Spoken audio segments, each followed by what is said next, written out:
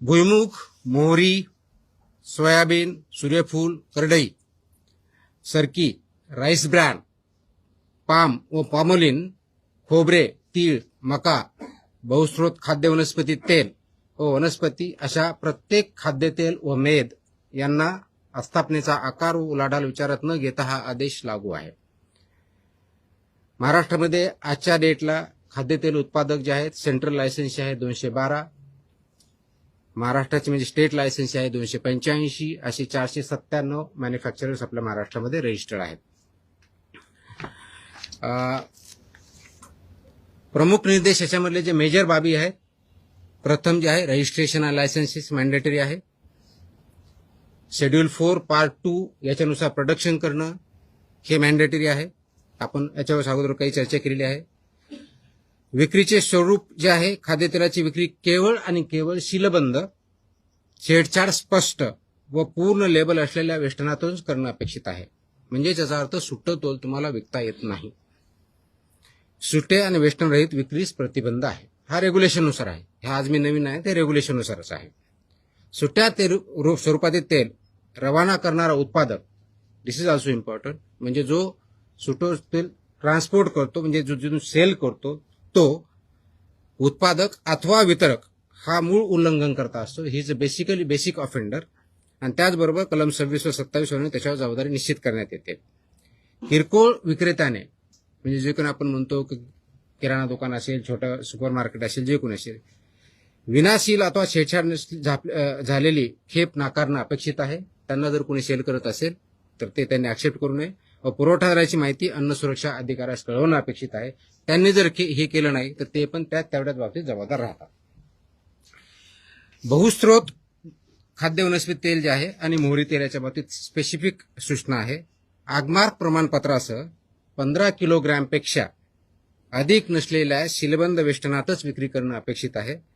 वेष्टनाच्या दर्शनी भागावरती बहुस्रोत खाद्यतेल ही घोषणा असणं अपेक्षित आहे.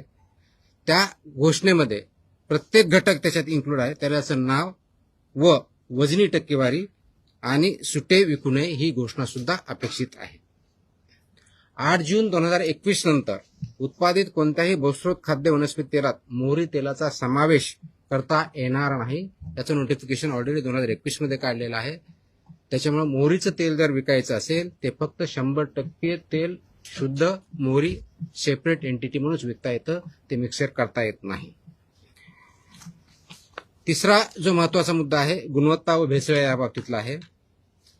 अर्जोमेन तेल, खनिज तेल, एरंडेल तेल व ट्रायऑर्थोक्रेसिल फॉस्फेट यांची उपस्थिती पूर्णतः प्रतिबंधित आहे. ऑइलमध्ये, एडिबल ऑइलमध्ये याच्यामध्ये कोणताही आयटम किती not even single particle of that can be should be available here.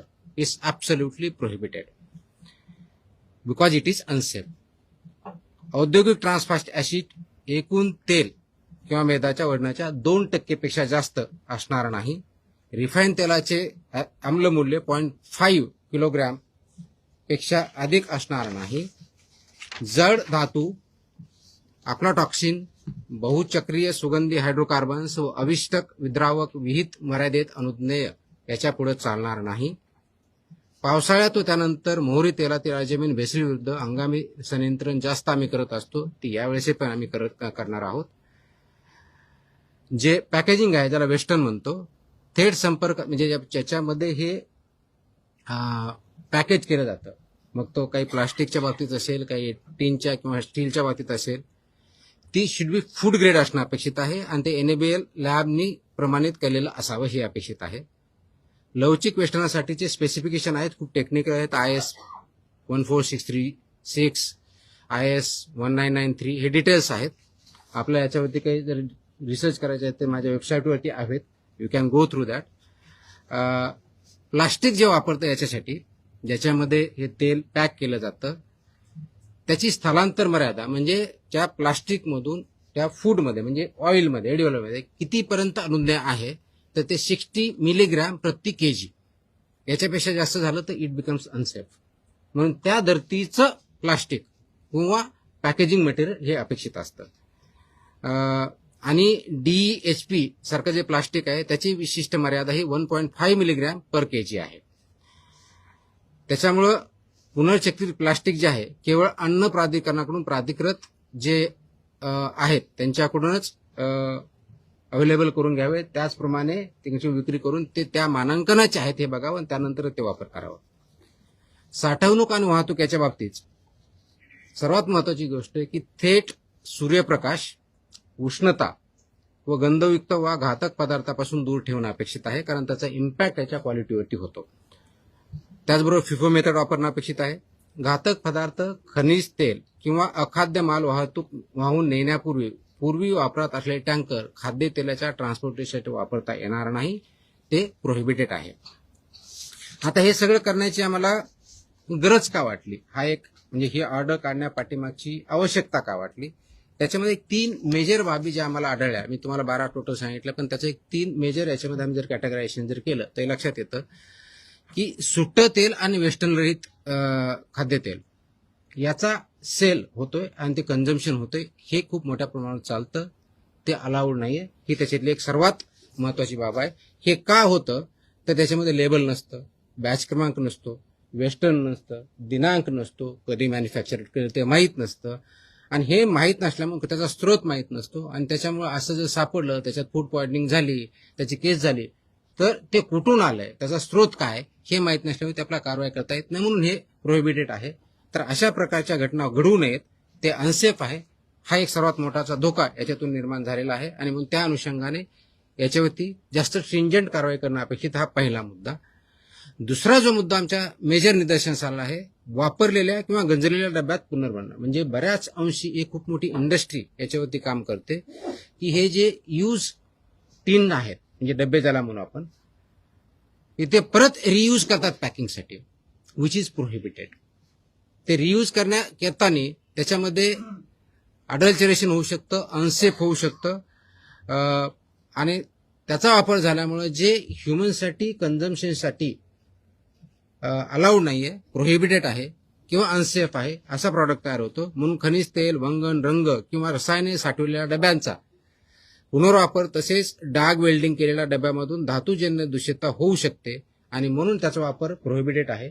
परंतु या इंडस्ट्रीमध्ये काही इस्टॅब्लिशमेंट इलिगली हे वापरतात, त्याच्यामुळे त्यांच्यावरती कारवाई जास्त प्रमाणात होणं अपेक्षित आहे. हा दुसरा मेजर इश्यू आमच्यावरती आम्हाला जो आढळून आलेला आहे तो आहे. आणि तिसरा आणि अत्यंत महत्वाचा, विशेष करून तुम्हा आमच्या सगळ्यांसाठी जे मोठ्या सिटीजमध्ये राहतात, मोठ्या हॉटेल्समध्ये किंवा रेस्टॉरंटमध्ये राहतात, त्यांच्यासाठी की तळणीच्या तेलांचा वारंवार वापर, हे जे ऑइल यूज केलेलं आहे त्याचा परत रियूज होतो. ते वारंवार तापवल्यानंतर काय होतं तर त्याच्यामध्ये हानिकारक ध्रुवीय संयुगे, ट्रान्स फॅटी ऍस तयार होतात, ऍसिड्स तयार होतात, अल्डिहाइड्स तयार होतात, आणि त्याचा परिणाम आपल्या हेल्थवरती होतो. त्याचा सेवनाचा संबंध रक्तातील आपलं मेदविकृती, धमनी काठिण्य, उच्च रक्तदाब, यकृत व मूत्रपिंडाची हानी आणि कर्करोगाच्या वाढत्या धोक्याशी डायरेक्टली कनेक्टेड आहेत, असे रिसर्च आहेत, त्याच्यावरती हेल्थ पेपर आहेत, आणि WHO पासून सर्वांच्या याच्यामध्ये वॉर्निंग पण आहे. तर हे अवॉइड करण्यासाठी याच्यामध्ये हे सांगितलेलं आहे की 25% अधिक नसलेलं, म्हणजेच तुमचा जो ध्रुवीय संयुगे ज्याला म्हणतो त्याचं रिडिंग हे 25 जास्त असता कामा नये, आणि म्हणजे रियूजच्या बाबतीत, आणि जे फ्रेश एडिबल ऑइल असेल त्याचं 15 जास्त असता कामा नये. मी सांगतो आय कम टू दॅट. म्हणजे मराठी तो पहिले खत्म कर दो, मेरा मुझे बहुत याद करना पड़ा है सर.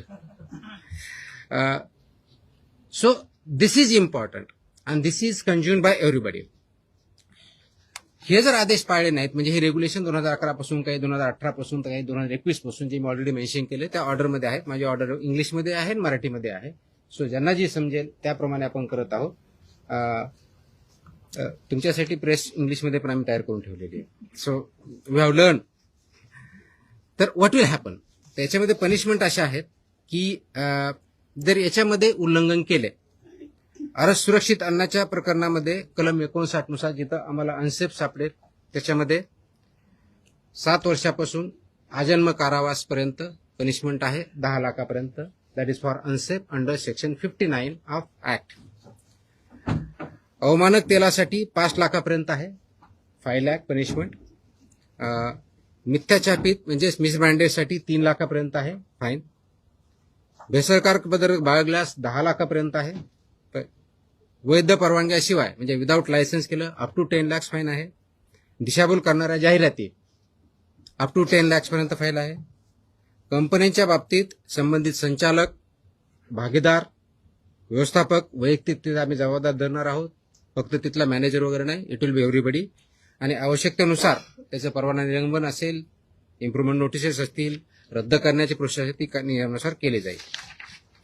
आता हे करत असताना कंप्लेन करण्याची मेकॅनिझम आपल्याकडे अवेलेबल आहे. परत आपल्या माहितीसाठी सांगतो की जर असेल, ग्राहकांनी किंवा नागरिकांनी काय करायचं. ज्यावेळेस आपण, तुम्ही, मी मार्केटमध्ये जातो त्यावेळेस तुम्ही, मी काय केलं पाहिजे. तर पहिली गोष्ट, सुट्टं तेल विकत घ्यायचं नाही. Please don't buy loose oil, edible oil. Number 1. Number 2, जर ते पॅक आहे तर त्याचं लेबल बघा. लेबलवरचा बॅच क्रमांक बघा, मॅन्युफॅक्चरिंग डेट बघा, बेस्ट बिफोर किंवा एक्सपायरी डेट बघा, वेस्टर्न, ह्या सगळ्या गोष्टी. ते सीलबंद आहे का ते चेक करा. मग टीनचं असेल नाही तर प्लास्टिकचं असेल. This is what citizens should do, consumer should do. जुन्या, गंजलेल्या किंवा पुनर्वापरित डब्यातील तेल विकत घेऊ नये. आपल्याला सर्वसाधारणपणे जर दिसला तर ते अवॉइड करावं, त्याची रिपोर्टिंग करावी. Will act. बहुस्त्रोत खाद्यतेल वेस्टर्नवर एगमार्क हा मार्क असला पाहिजे. Agmark that is very very critical. आणि घटक तेलांची टक्केवारी असावी. बहुमूल्य म्हणजे 2 तेलांचं एकत्र आहे, त्याच्या डिटेल्समध्ये मोर दॅन 2 अलाउड नाहीये. त्याच्यामध्ये दोन्हीचं पर्सेंटेज, नाव आणि पर्सेंटेज लिहायचंय. त्याच्यामध्ये कोणत्या तरी एकाचं नॉट मोर दॅन 20% असलं पाहिजे. रिमेनिंग 80% पाहिजे. तर नॉट मोर दॅन 20% एक दुसरा अलाउड नाहीये, हे आपण बघायचे. त्याच्यामध्ये त्याचं नाव पाहिजे, त्याचं पर्सेंटेज पाहिजे, ऍगमार पण त्याच्यावरती पाहिजे. आणि तळणीचं तेल वारंवार वापरायचं नाहीये. म्हणजे बऱ्याच वेळेस आपण ते घरात सुद्धा वापरत असतो, तर ते पण ते अवॉइड करावं. त्याचे सुद्धा इम्पॅक्ट आपल्या हेल्थवरती होतात. तक्रार करण्यासाठी ऑफकोर्स complaints.mahadfda.in हा आहे. आपला टोल फ्री क्रमांक 1800-222-365 आहे. फसाईचा टोल फ्री नंबर 1800-112-100 हाही आहे. आणि फूड सेफ्टी कनेक्ट, हे ऑल 4 मीन्स आपल्याकडे अवेलेबल आहे. त्याच्यातून करायचंय. माझा व्हाय हा जो प्रश्न आहे की हे का, तर माझ्यामध्ये असं मी कोड दिलेला आहे, तो थोडा लॉंग आहे, पण त्याचं शॉर्टमध्ये मी सांगतो की हा फक्त इश्यू फसवणुकीपुरता मर्यादित नाही आहे. हा जो इश्यू आहे फक्त फसवणूक किंवा कुणाच तरी पैसे कमवणं किंवा पैशाच्या बाबतीत करणं याच्यापुरता मर्यादित नाहीये.